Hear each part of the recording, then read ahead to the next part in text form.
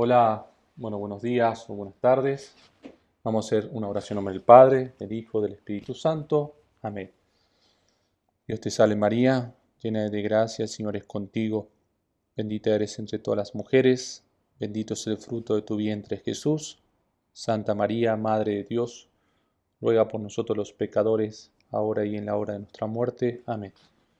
Te pedimos, Madre Santísima, para que puedas ayudarnos en esta charla, para que todo lo que digamos lo digamos de corazón, que siempre sea recto al magisterio de la Iglesia, y para que los que escuchen no puedan interesarse más sobre ti. Ayúdanos mucho, guíanos, protégenos con tu manto. En nombre del Padre, del Hijo y del Espíritu Santo. Amén. Entonces, bueno, vamos a hablar no sobre la virginidad de María Santísima, ¿no? Es un tema no es fácil, ¿no? Y para eso me voy a remitirnos a un material que vamos a tocar sobre mucho lo que nos dice el magisterio de la Iglesia, lo que nos dice la tradición, ¿sí? Lo que nos dice, bueno, nuestros padres de la Iglesia, nuestros pilares, ¿sí? Entonces vamos a incurrir en esos escritos, ¿no? Para ir dando esta charla, ¿no? Que bueno, hay que ir con mucho detenimiento y con mucha prudencia, ¿sí? Pero antes vamos a tocar el tema de la divinidad, de la divina maternidad de María, ¿sí? Vamos a tocar un poco eso y después vamos a la virginidad también, porque está en relación. Entonces, la dignidad y plenitud de gracia de María derivadas de su maternidad divina, ¿no? La dignidad objetiva de María. El Papa Pío XII observa en su encíclica Ad Celi Reginam 1954, dice: sin duda María excede en dignidad a todas las criaturas. ¿Sí? Un primer punto, ¿sí? En esta encíclica, ¿no? Vamos a estar nombrando varias veces a Pío XII, ¿no? La dignidad y excelencia de la Virgen como Madre de Dios excede a la de todas las personas creadas, bien sean ángeles u hombres, porque la dignidad de una criatura es tanto mayor cuanto más cerca se halla de Dios. Y María es la criatura que más cerca está de Dios, después de la naturaleza humana de Cristo, unido hipostáticamente con la persona del Logos. Como madre corporal, lleva en sus venas la misma sangre que el Hijo de Dios, en cuanto a su naturaleza humana. Por ese parentesco entrañable que tiene con el Hijo, se halla también íntimamente unido con el Padre y con el Espíritu Santo. La Iglesia alaba a la Virgen por haber sido escogida para Madre de Dios y por la riquísima dote de gracias con que ha sido adornada como hija del Padre Celestial y esposa del Espíritu Santo. La dignidad de María es, en cierto sentido, infinita, porque ella es la madre de una persona infinita y divina, ¿sí? Entonces, tu primer punto, ¿no? Como madre de Dios, madre de Jesucristo, ¿no? Que es la primer dogma mariano, ¿no? Madre de Dios, que de los primeros siglos, ¿no? La más antigua. Entonces, bueno, tener presente eso, no vamos a adentrarnos, porque eso nos llevaría mucho tiempo, ¿no? También tenemos la plenitud de gracia de María, ¿sí? Como esta maternidad de María, la plenitud de gracia de María. El Papa Pío XII nos dice en su encíclica, otra vez, Mystici Corporis, 1943, de la Virgen Madre de Dios. Su alma santísima estaba llena del Espíritu Divino de Jesucristo, más que todas las almas creadas por Dios. Entonces eso es muy importante, ¿no? La Virgen María tenía, por eso vamos a ver que era la llena de gracia. Entonces más plena, más perfección que cualquier criatura, ¿sí? Cualquier criatura. Por eso la plenitud de gracia de María se indica en el saludo angélico de la Anunciación, Lucas 1:28. Dios te salve, agraciada, el Señor es contigo. Según todo el contexto, esas gracias especiales concedidas a María se deben a su llamamiento para ser madre del Mesías, es decir, madre de Dios. Tal dignidad exige una dote especialmente copiosa de gracia de santificación, ¿sí? Entonces, como va a ser la madre de Jesucristo, el Hijo de Dios, tiene que tener una gracia muy especial, ¿sí? Ahora, también es bueno ver los límites de la plenitud de gracia de María. Y esto es muy importante, ¿no? También, aún es difícil de limitar, ¿no? La medida de las gracias concedidas a la Madre de Dios se halla tan por detrás de la plenitud de gracia de Cristo, cuanto la dignidad de Madre de Dios se halla por debajo de la unión hipostática. Por otra parte, la plenitud de gracia de la Madre de Dios excede tanto a la de los ángeles, como decía muy santos, más encumbrados cuanto la dignidad de Madre de Dios se eleva por encima de todas las excelencias sobrenaturales de los santos y ángeles. Pero esa plenitud de gracia de María no debe deducirse sin más todas las excelencias posibles del orden sobrenatural. Es infundado atribuir a la Madre de Dios todos los dones de gracia del estado primitivo del paraíso, ¿sí?, ante el pecado original, la visión beatífica de Dios durante su vida terrena, la conciencia de sí misma y el uso de razón desde el primer instante de su existencia, un conocimiento especial de los misterios de fe, conocimiento profano o extraordinario, o incluso la ciencia infusa de los ángeles. Entonces vamos a ver, ¿no?, para entender qué significa todo eso, ¿no?, que sí, hay que ver que María también fue creciendo en esa gracia. Como criatura, aunque era más excelente que nosotros, pero no era Dios, no es Dios, ¿sí? No tiene esa visión infusa que tenía Jesús. Ella no ve, ¿sí? Ve lo que Dios quiere que vea, ¿sí? Eso también, porque no es Dios, eso es muy importante. María no estaba en posesión de la visión inmediata de Dios, como se prueba por Lucas 1:45. Bienaventurada tú que has creído. Por el contrario, está de acuerdo con las palabras de la Sagrada Escritura y con la dignidad de Madre de Dios, el atribuirle con Santo Tomás los dones sobrenaturales extraordinarios de la sabiduría que se ejercitaba en la contemplación, ¿sí? Entonces, bueno, para no meternos en eso, pero ahí vemos, ¿no? Es decir, que la Virgen fue creciendo, por eso no entendía. La Anunciación no lo entiende. Si hubiese, es decir, tenía la visión infusa, lo hubiese captado, pero no lo capta ella, no entiende, porque no va más allá. Ella fue creciendo en todos los aspectos, ¿sí? Dice, por eso dice, mientras que la plenitud de la gracia de Cristo fue completa desde un principio, eso es muy importante, la Madre de Dios fue creciendo sin cesar en gracia y en santidad hasta el instante de su muerte, ¿sí?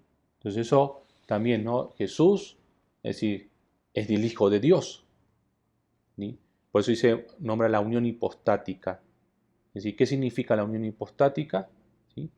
Que Jesús es la segunda persona de la Santísima Trinidad, que se encarna en el seno de la Virgen María, que no pierde esa persona, eso es muy importante, pero que tiene dos naturalezas, una naturaleza divina y una naturaleza humana, ¿sí?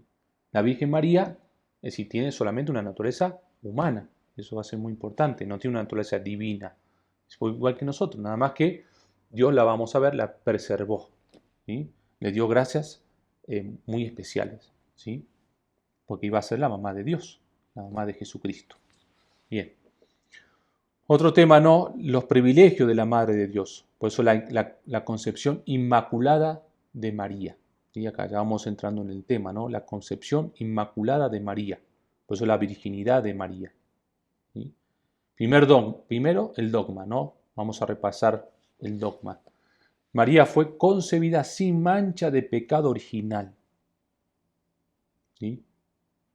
El Papa Pío IX proclamó el 8 de diciembre de 1854, ¿sí?, que era verdad revelada por Dios y que todos los fieles tenían que creer firmemente que la Beatísima Virgen María, en el primer instante de su concepción, fue preservada inmune de toda mancha de pecado original, de culpa original, por singular privilegio y gracia de Dios omnipotente, en atención a los méritos de Cristo Jesús, Salvador del género humano. Esto es un dogma de fe. Esto no es que yo puedo dudar. Si yo no creo en esto, bueno, entonces no estoy creyendo en algo que lo que me dice la Iglesia. Entonces esto es un dogma de fe, Que me cuesta entenderlo es otra cosa. Porque muchas veces tenemos que primero creer para después comprender. No con querer comprender para después creer. No, no.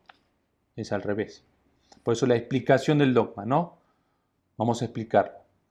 Por concepción hay que entender la concepción pasiva. El primer instante de la concepción es aquel momento en el cual Dios crea el alma y le infunde en la materia orgánica preparada por los padres. ¿Sí? Entonces la concepción, ahí vemos, ¿no? La relación del papá y la mamá, Dios infunde, ¿sí?, el alma. El primer instante de la concepción, ¿sí?, es aquel momento en el cual Dios crea el alma. ¿Sí? Crea el alma. Por eso, ¿no?, el tema del aborto, ¿no?, es decir, está muy mal. ¿Sí? Hay vida de la concepción. Y ahí hay un alma. ¿Sí? Dios no le infunde el alma después. Como ya tiene cerebro, no. Desde ese momento ya Dios infunde un alma. Ya es una persona. La esencia del pecado original consiste formalmente en la carencia culpable de la gracia santificante debida a la caída de Adán en el pecado. María quedó preservada, este es el punto, de esta falta de gracia, de modo que comenzó a existir adornada ya con la gracia santificante. Es decir, de momento de la concepción de la Virgen María, en ella no hay pecado original. ¿Sí? Y podemos saber que no hay pecado personal. ¿Sí? Pero en ese momento no, porque Dios la preservó. Vamos a ver por qué.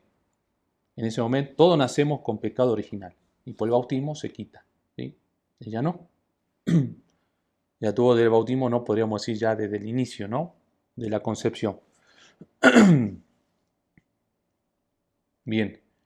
El verse libre del pecado original fue para María un don inmerecido que Dios le concedió y una ley excepcional que solo a ella se le concedió. La causa eficiente de la concepción inmaculada de María fue la omnipotencia de Dios. ¿Sí? Entonces, bueno, todo redunda, ¿no?, para ir entendiendo, ¿no? Y fue algo extraordinario. La causa meritoria de la misma son los merecimientos salvadores de Jesucristo. Esto va a ser muy importante, ¿sí? Porque esto lo va a decir Duns Scoto, ¿no? Entonces, la causa meritoria de la misma son los merecimientos salvadores de Jesucristo. De aquí se sigue que también María tenía necesidad de redención. Esto es muy importante porque uno puede, lo que se pensaba, ¿no? Si María no nació sin pecado original, entonces no necesitaba la redención de su hijo. A ella no le tocaba, ¿no? Claro que le tocaba, a ella también, ¿sí? Pues dice, de aquí se sigue que también María tenía la necesidad de redención y fue redimida, de hecho, por su hijo. Por su origen natural, María, como todos los demás hijos de Adán, hubiera tenido que contraer el pecado original. ¿Sí?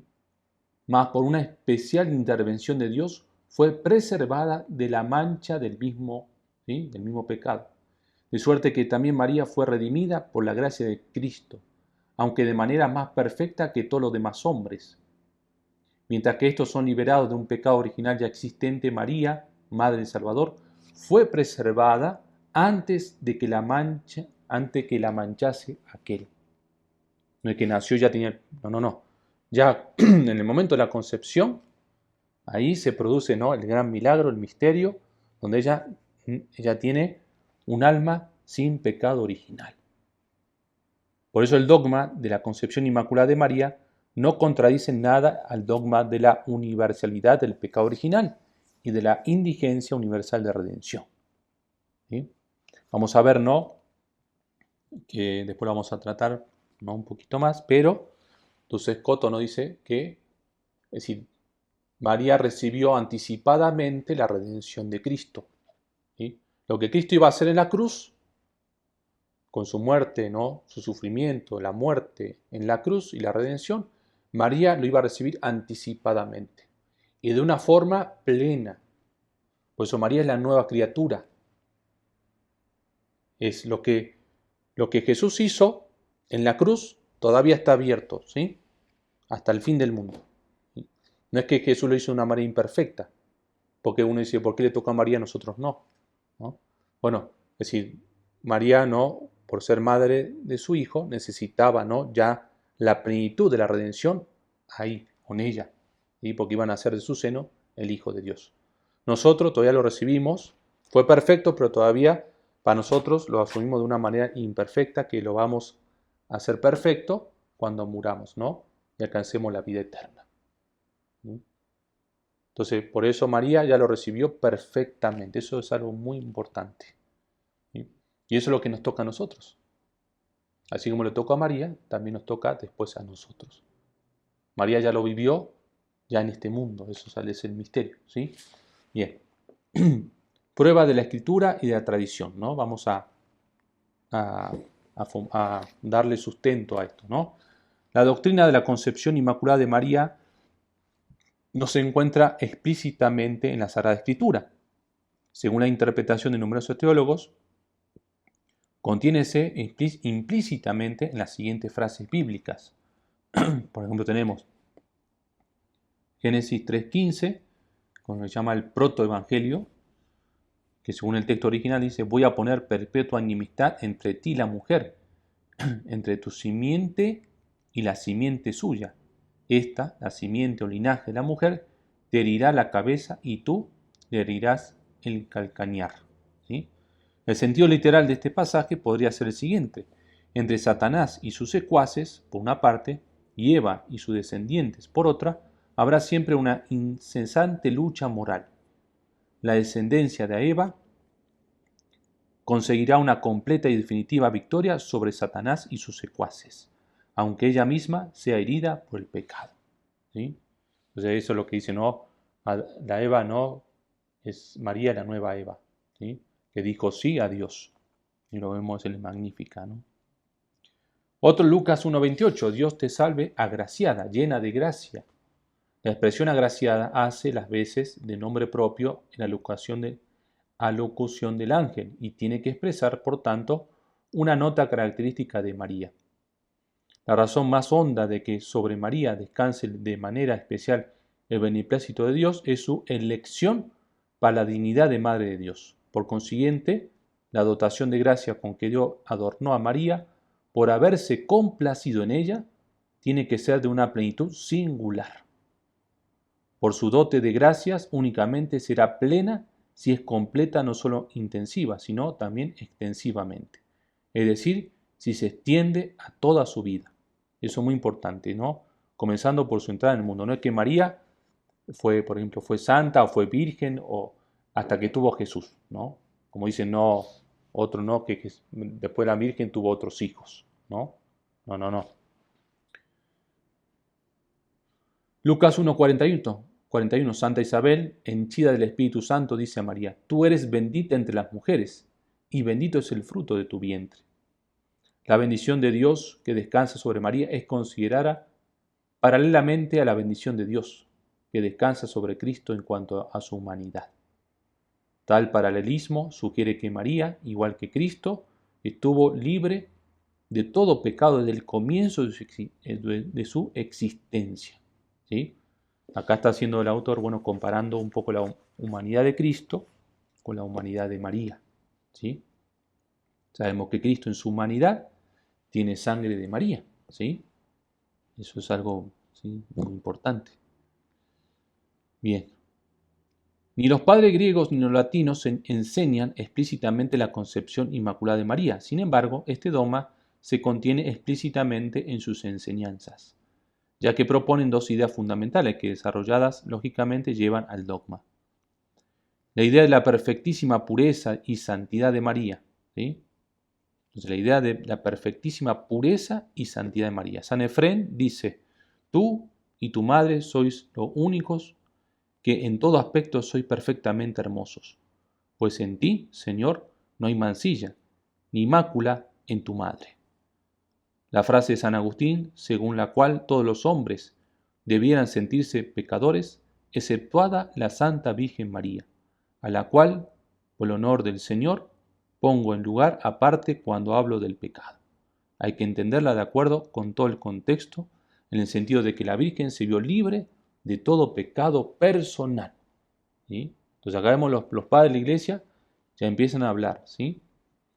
La idea tanto de la semejanza como de la antítesis entre María y Eva, ¿no? María, por una parte, es semejante a Eva en su pureza e integridad antes del pecado. Por otra parte, es todo lo contrario que ella, ya que Eva fue causa de la perdición y María causa de la salud. San Efrén otra vez enseña: dos inocentes, dos personas sencillas, María y Eva, eran completamente iguales, pero sin embargo más tarde la una fue causa de nuestra muerte y la otra causa de nuestra vida, ¿no? Hermoso. Después tenemos San Agustino, San Ireneo también, Tertuliano, ¿no? Bien. Ahora vamos a ver la evolución histórica del dogma. Desde el siglo VII es notoria la existencia en el Oriente griego de una festividad dedicada a la concepción de Santa Ana, ¿no? Es decir, de la concepción pasiva de María, ¿no? Su mamá. La festividad se difundió también por Occidente a través de la Italia meridional, comenzando primero en Irlanda e Inglaterra bajo el título de Conceptio Beate Virginis. Fue al principio objeto de esta fiesta la concepción activa de Santa Ana, concepción que, según refiere el protoevangelio de Santiago, se verificó después de largo periodo de infecundidad, siendo anunciada por un ángel como gracia extraordinaria de Dios. Al principio del siglo XII, dos monjes británicos, Eadmer, discípulo de San Anselmo de Canterbury, y Osberto de Clare, defendieron la concepción pasiva inmaculada de María, es decir, su concepción libre de toda mancha de pecado original. Eadmer fue el primero que escribió una monografía sobre esta materia. En cambio, San Bernardo de Claraval, con motivo de haberse introducido esta fiesta en Lyon hacia el año 1140, la desconsejaba como novedad infundada, enseñando que María había sido santificada después de su concepción, pero estando todavía en el seno materno. Por influjo de San Bernardo, los principales teólogos de los siglos XII y XIII, ¿no? Por ejemplo, Pedro Lombardo, Alejandro Jales, Buenaventura, Alejandro Magno, todo eso, se declararon en contra de la doctrina de la Inmaculada. No hallaron el modo de armonizar la inmunidad mariana del pecado original con la universalidad de dicho pecado y con la indigencia de redención que tienen todos los hombres. Entonces no era fácil, ¿no? No era fácil esta materia, ¿no? Es decir, estamos hablando del siglo X, ¿no? Un poquito más, no era fácil. El camino acertado para hallar la solución definitiva lo mostraron el teólogo franciscano Guillermo de Ward y sobre todo su gran discípulo Juan Duns Scoto, 1308. Gracias a la introducción del término pre-redención, consiguió armonizar la verdad de que María se viera libre del pecado original con la necesidad que también ella tenía de redención, ¿no? Era difícil, era un tema muy áspero, ¿sí? Y uno podía caer en herejía. La preservación del pecado original es, según Scoto, la manera más perfecta de redención, ¿sí? Por tanto, fue conveniente que Cristo redimiese a su madre de esta manera. La orden franciscana se adhirió a Scoto y se puso a defender decididamente en contra de la orden dominicana, la doctrina y la festividad de la Inmaculada Concepción de María, ¿no? Entonces ahí tenemos la preservación del pecado original. Dios preservó por la redención anticipada de Jesucristo a su madre, ¿sí? A María. El Concilio de Basilea se declaró el año 1439 en su 36 sesión en favor de la Inmaculada Concepción. Sixto IV, ¿no? También en el siglo XV, concedió indulgencia a esta festividad y prohibió las mutuas censuras que se hacían las dos partes contendientes, ¿no? El Concilio de Trento, en su decreto sobre el pecado original, hace la significativa aclaración de que no es su propósito incluir en él a la bienaventurada y purísima Virgen Madre, María, Madre de Dios, ¿sí? Pío V condenó en 1567 la proposición de Bayo, ¿no? De que nadie fuera de Cristo se había visto libre del pecado original y de que la muerte y aflicciones de María habían sido castigo de pecados actuales o del pecado original. Pío IX, después de consultar a todo el episcopado, la elevó el 8 de diciembre, como habíamos dicho, de 1854 a la categoría de dogma. Entonces, ¿cómo va creciendo? ¿Sí? la virginidad de María, ¿sí? Fue creciendo hasta, ustedes fíjense, no cuánto duró, siglo XIX, donde ya tenemos el dogma, ¿sí? Bien, vamos un poquito más, ¿no?, a fundamentar todo esto, ¿no? María y su inmunidad de la concupiscencia y de todo pecado personal. Primero, la inmunidad de la concupiscencia. María estuvo libre de todos los movimientos de la concupiscencia. La inmunidad del pecado original no tiene como consecuencia necesaria la inmunidad de todas aquellas deficiencias que entraron en el mundo como secuela del pecado. María estaba sometida, igual que Cristo, a todos los defectos humanos universales que no encierran en sí imperfección moral. A propósito de la concupiscencia, es probable que María se viera libre de esta consecuencia del pecado original, pues los movimientos de la concupiscencia se encaminan frecuentemente a objetos moralmente ilícitos y constituyen un impedimento para atender a la perfección moral. Es muy difícil compaginar con la pureza e inocencia sin mancha de María, que eran perfectísimas, el que ella se viera sometida a esas inclinaciones del apetito sensitivo que se dirigen al mal. Entonces María, ¿sí?, esa inclinación al mal, al pecado, no lo tenía, ¿no?, porque no tenía pecado, el pecado, ¿sí?, de nacimiento, ¿no?, el pecado no personal, ¿no?, sino el pecado de esa mancha original, ¿sí?, del pecado original, ¿sí?, ella no lo tenía.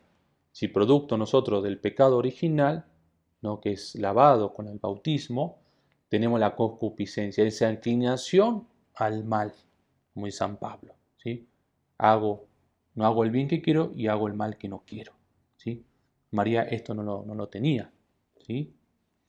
Los merecimientos de María, al igual que los merecimientos de Cristo, no quedan disminuidos en absoluto porque faltan la inclinación y el apetito desordenado, porque tales apetitos son ocasión, pero no condición indispensable para el merecimiento. María adquirió abundantísimos merecimientos, no por su lucha contra el apetito desordenado, sino gracias a su amor a Dios y otras virtudes, fe, humildad, obediencia, ¿no?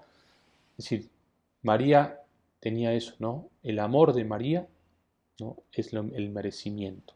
Su fe, su humildad, todas esas virtudes, ¿no?, adquirieron un gran merecimiento. Ahora, inmunidad de todo pecado actual. Por un privilegio especial de la gracia, María estuvo inmune de todo pecado personal durante el tiempo de su vida. Esto también es importante, ¿no?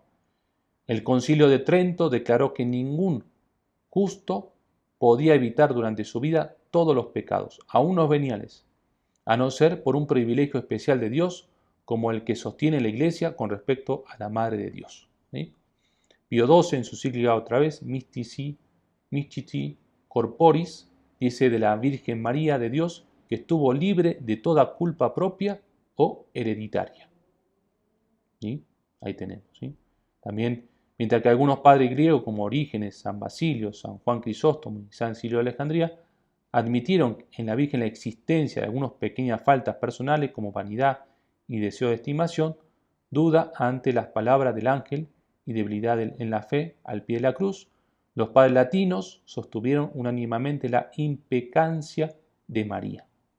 San Agustín enseña que por la honra del Señor hay que excluir de la Virgen María todo pecado personal, ¿sí? Entonces, bueno, también otra vez, ¿sí? Según la doctrina de Santo Tomás, la plenitud de gracia que María recibió en su concepción nativa, según la moderna teología, lo recibió ya en su concepción pasiva, operó su confirmación en el bien y por tanto la impecabilidad de la Virgen. ¿Sí? Bien, con esto vamos terminando. La virginidad perpetua de María. María fue virgen antes del parto, en el parto y después del parto. ¿Sí? Esto es lo que creemos, ¿sí?, los cristianos católicos. El Sínodo de Letrán del año 649, presidido por el Papa Martín I, recalcó los tres momentos de la virginidad de María, cuando enseñó que la Santa Siempre Virgen e Inmaculada María concibió del Espíritu Santo, sin semilla, dio a luz sin detrimentos de su virginidad y permaneció indisoluble su virginidad después del parto. ¿Sí? Tenemos el siglo VII. La virginidad de María comprende, ¿sí?, la virginitatis mentis, es decir, la perpetua virginidad de su espíritu, la virginitatis sensus, es decir, la inmunidad de todo movimiento desordenado del apetito sensual, y la virgine corporis, es decir, la integridad corporal. El dogma católico se refiere ante todo a la integridad corporal, ¿sí? Entonces ahí tenemos, ¿no? La Virgen María, ¿sí? Como tampoco tenía, no decíamos, la concupiscencia, no tenía la inclinación sexual, podríamos decir así. Esto, por ejemplo, también lo vemos ahora que me viene a la mente, una Santa Margarita, Margarita María Alacoque. Jesús le dice, te voy a preservar de esa tentación, ¿sí? Entonces imagínense la Virgen María, ¿sí? Virginidad antes del parto. María concibió del Espíritu Santo sin concurso de varón, ¿no? Esto yo creo que lo tenemos bien claro. Los adversarios de la concepción virginal de María fueron en la antigüedad los judíos y los paganos, Celso Juliano el Apóstata, y bueno, no me voy a tener mucho en esto, ¿no? Ahí lo vemos, ¿no? Ahí le dice, el ángel Gabriel fue enviado por Dios a una virgen, el nombre de la virgen era María. La concepción virginal de María fue predicha en el Antiguo Testamento por el profeta Isaías en su célebre profecía de Emmanuel, ¿no? Isaías 7:14, dice, por tanto el mismo Señor os dará señal. He aquí que la Virgen concebirá y dará a luz un hijo, y llamará su nombre Emmanuel, Dios con nosotros, ¿sí? Por eso el judaísmo no llegó a entender en sentido mesiánico este pasaje, ¿sí? Pero el cristianismo lo refirió desde un principio al Mesías, ¿sí? Entonces ya lo sabemos, ¿no? Voy a pasar, ¿sí? Entonces, bueno, virginidad en el parto. María dio a luz sin detrimento de su integridad virginal, de por fe, por razón del magisterio universal de la Iglesia, ¿no? Esto alguna vez que nos cuesta más. No se dice mucho, ¿no? En la Biblia no está. El dogma afirma que la integridad corporal de María se mantuvo intacta en el acto de dar a luz. Al igual que en la concepción, también en el parto se mantuvo su integridad virginal.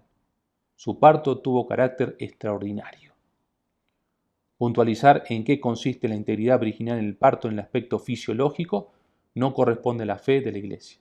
Según las declaraciones del magisterio eclesiástico y según los testimonios de la tradición, hay que afirmar que la virginidad en el parto es diferente de la virginidad en la concepción y se añade a ella como una nueva fase, ¿sí? Ahora vamos a ver, ¿no? La explicación teológica relacionada a la integridad corporal en el parto con la exención de desordenada concupiscencia, ¿no? Esta exención tiene como consecuencia el absoluto dominio de las fuerzas espirituales sobre los órganos corporales y procesos fisiológicos, ¿sí? Por eso acá lo van a explicar de una manera, ¿no? Vamos a ver, ¿no? Bonita, ¿no? De ello resulta que María tuvo en el nacimiento de Jesús un papel completamente activo, como también lo insinúa la Sagrada Escritura. De este modo se puede explicar la falta de dolores físicos y sobre todo la falta de afectos sexuales. La integridad corporal es el elemento material de la virginidad en el parto, mientras que la falta de afectos sexuales es el elemento formal. Bien. Estoy pasando un poquito para no ser tan largo. Que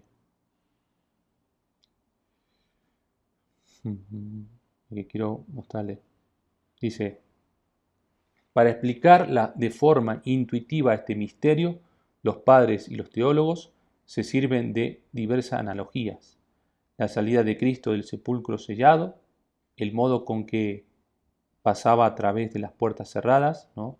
Vemos cómo Jesús pasaba, cómo pasa un rayo de sol por un cristal sin romperle ni mancharlo.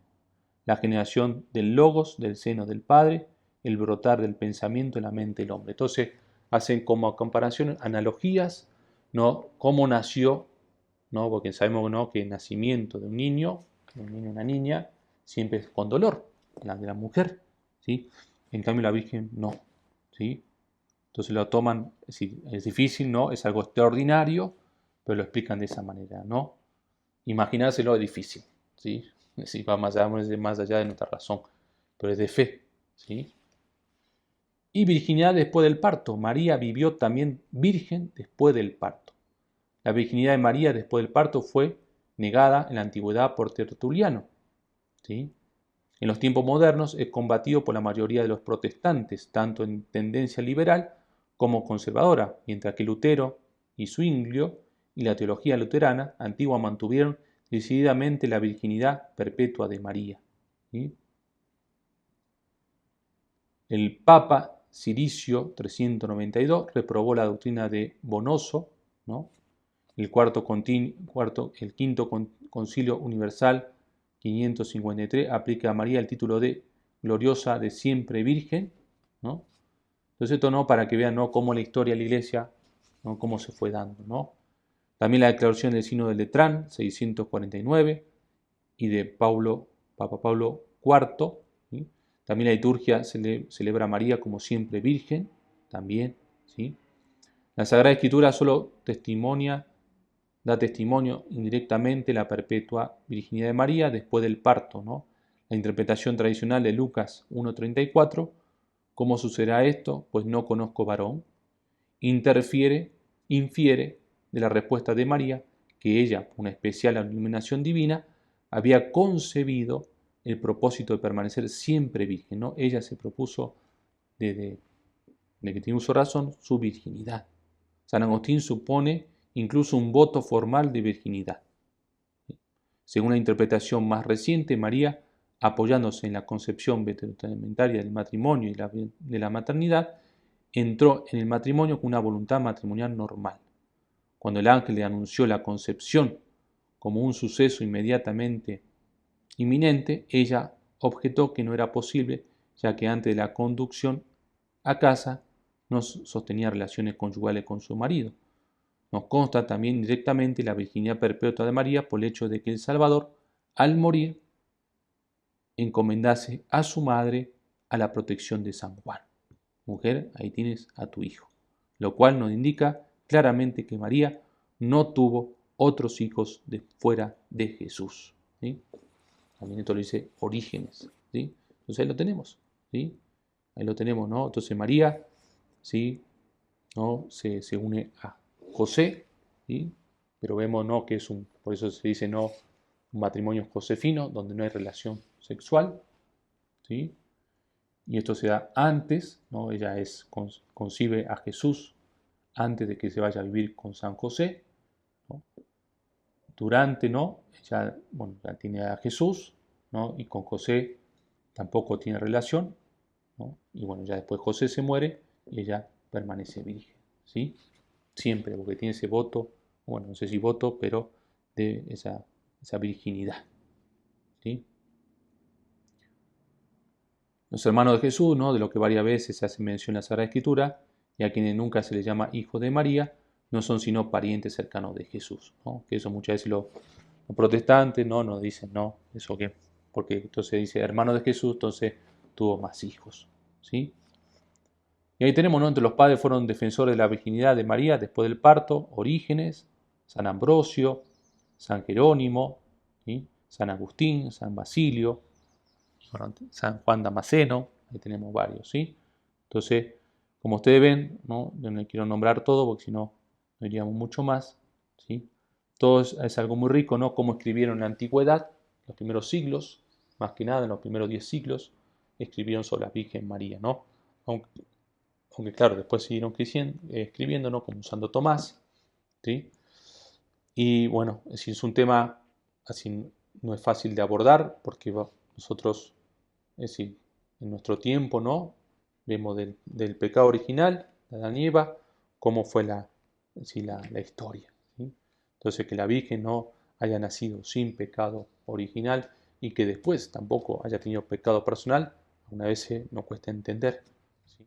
Es difícil de entender con nuestra razón, pero con la fe se puede entender, ¿no? Con la gracia se puede entender, ¿no?, que Dios la preservó del pecado original y de los pecados personales, ¿sí? Porque es y será la madre de Dios, ¿no? Entonces, bueno, hay que seguir, yo creo que es un tema muy bonito que hay que seguir profundizando con la Virgen María, que nos ayude, el Espíritu Santo que nos ilumine, ¿no?